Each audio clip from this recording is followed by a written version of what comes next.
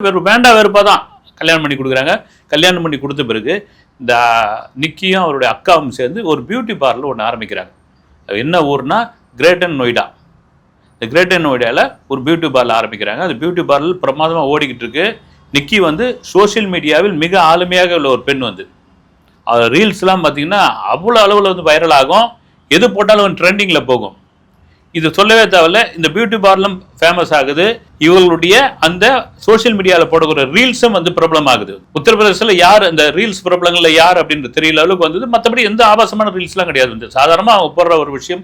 அக்கா தங்கச்சி சேர்ந்து அந்த பியூட்டி பார்லர் நல்ல அளவு கொண்டு வராங்க.